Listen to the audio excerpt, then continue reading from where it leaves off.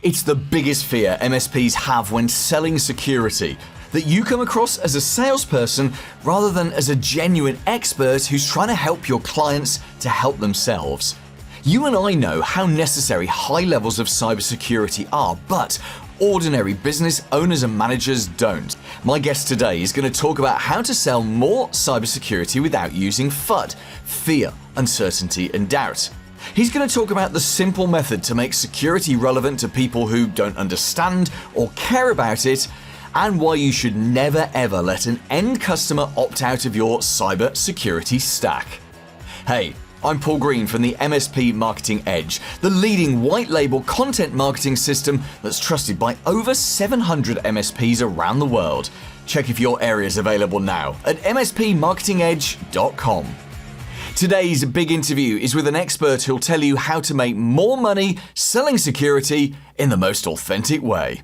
My name is Michael Crean, and I'm the Senior Vice President of Managed Security Services at SonicWall. Thank you for joining us on this podcast, Michael. And the subject we really want to drill into and get inside your head is how MSPs can sell more cybersecurity, but in a very authentic way. And in fact, I think those two things go hand in hand. If you can sell more cybersecurity services and make more money at the same time as protecting your customers, that's got to be a very, very good thing. So tell us about you. What's your background and how did you end up at SonicWall?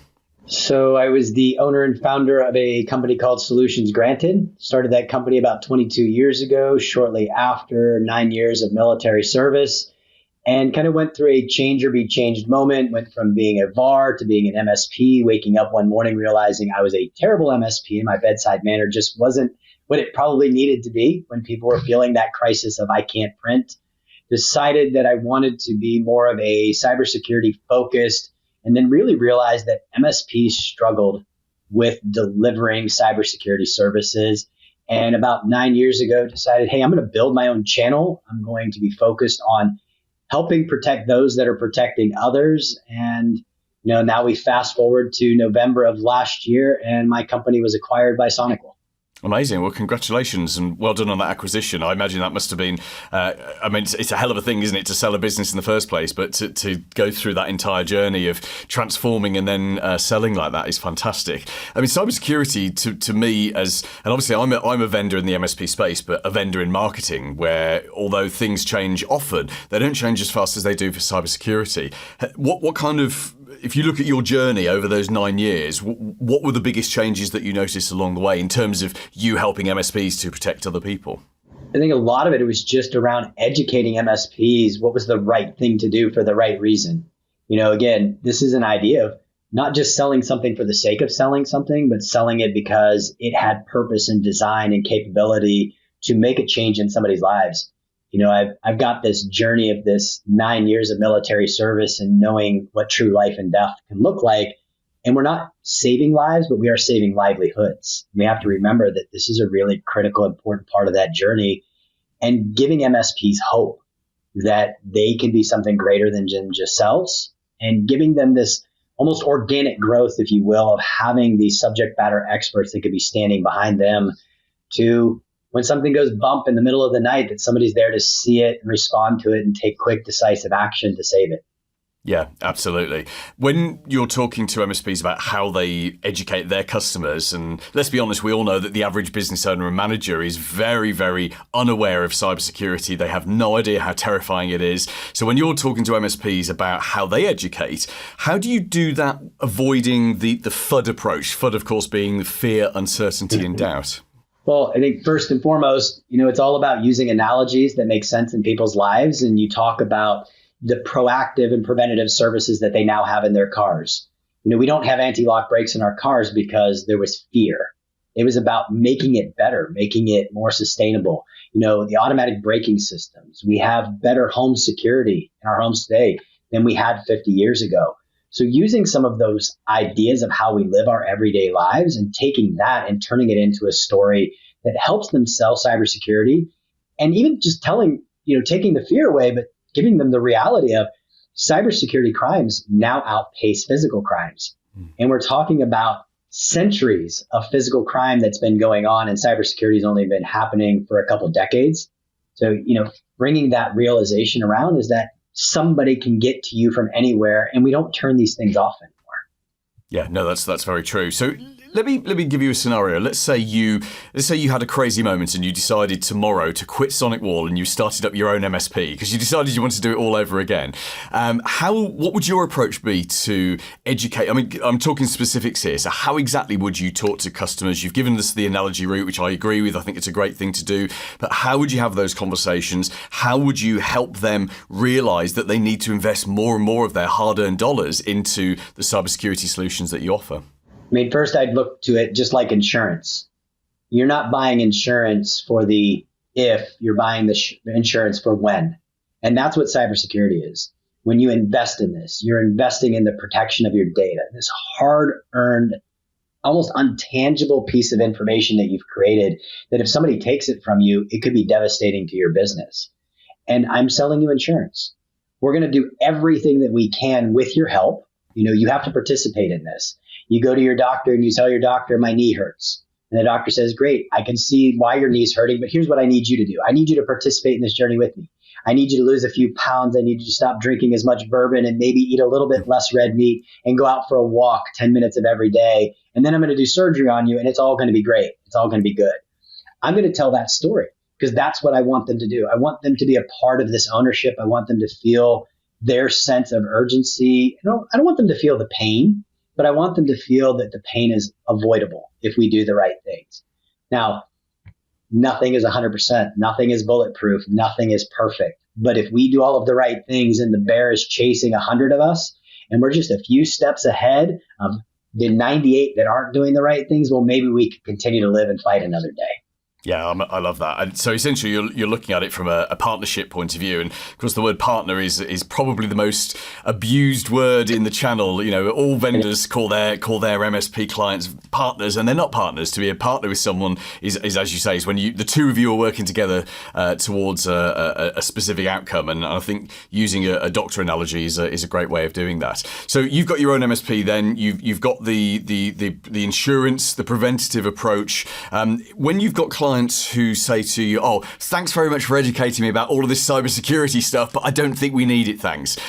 How would you deal with them? Or actually, would you never get into a situation where they're allowed to opt out of, sensible cybersecurity solutions? So I think in my first journey of my business, I would have done everything possibly imaginable to keep the lights on, and I would have allowed them to opt out. But the threat landscape 22 years ago isn't what it is today. It's gotten faster, it's gotten harder, it's gotten dirtier, it's gotten much easier for all of these things to take place. So I would not give them the option to opt out anymore. For me, the thing that I've appreciated as I've gotten a little bit older and I've, gone around the sun a few more times, when I find somebody who's incredibly passionate about what they're doing and they inspire me for change, I want to follow them. I want to be a part of that journey. And I think that's what me as an MSP, if I'm doing this all over again, I have to inspire people. I have to make sure that they're not hearing me selling them for the sake of selling them, but they know that I am all in with this. And for me to be successful with them, they've got to be a part of my team. And there's also just too much litigation that's happening out there. And now you're starting to see customers that are suing MSPs because they didn't effectively educate them enough. Well, I'm going to educate you to the point of hopefully that you can come along the journey, we can meet in the middle, or I'm going to tell you, I'm sorry, you're not going to be a client for me. Yeah, that makes perfect sense. Final question for you, Michael, which is to look into the future. So obviously you've spent 9 years building up your own cybersecurity company. You're now part of SonicWall. So you must spend a lot of time seeing the predictions and seeing the trends and how things are going. If you were to look forward, I guess even just 5 years would be a very, very far off time in terms of cybersecurity. How do you think that the threats are going to evolve, and how do you think the solutions, the protection is going to evolve? Well, my hope is that we as a community start to come together, because right now I believe part of the reason we're losing the fight is because we're not doing the basics that are necessary. We still see so many people that are not enabling MFA. We see so many people that are not enabling conditional access. With 80% of the compromises that are happening in those cloud-based Microsoft 365, Google Workspace, not their fault. This is a configuration problem. This is not a platform problem. I don't know what we're going to be doing 5 years from now, because we've had 10 years to talk about MFA. And what about 34, 35, 36% of users in the Microsoft ecosystem are using MFA today? That's a sad number 10 years later. I think we are getting much closer to a passwordless society. And I think that's going to be a huge beneficial change to all of us and the amount of passwords that I have to remember now, and thank goodness for a password manager, because if I didn't have it, I'd be a hot mess and I'd be duplicating passwords and be my own worst enemy. 5 years from now, I don't know that anybody has that answer. AI won't be called AI anymore. It'll just be a standard way of doing business, and people will stop using it as a marketing term, and it'll become more normal in our everyday life. Michael, thank you. Let's just finish by hearing a little bit about SonicWall and tell us what's the best way for any MSP listening to or watching this, what's the best way for them to get in touch with you?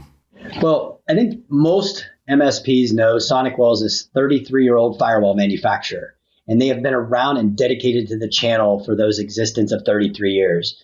But this isn't your dad's SonicWall anymore. We're changing, and we're changing quickly. With the acquisition of Solutions Granted, the company that I owned and founded, we now have a 24/7 security operations center that we're providing threat hunters and all of the protective and preventative services that MSPs can need on a consumption basis. This month-to-month, no annual commit, no minimum basis. We're expanding across the globe. We're building out our second security operations center in Europe to be able to meet those partners and help them and their clients where they are.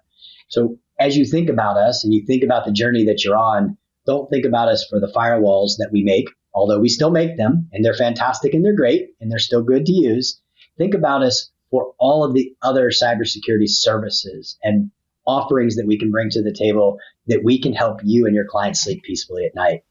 And if you want to, you can reach out to us at our webpage at www.sonicwall.com. If you want to look for me on LinkedIn and drop me a note, always like chatting with new MSPs, just hearing their struggles and their journeys, maybe providing a few words of wisdom, whether it's around owning a business, fighting the HR fight, figuring out what the light at the end of the tunnel is, and hopefully it's not a train, and being a part of any successful journey that I can maybe touch the lives and just assist in one little way.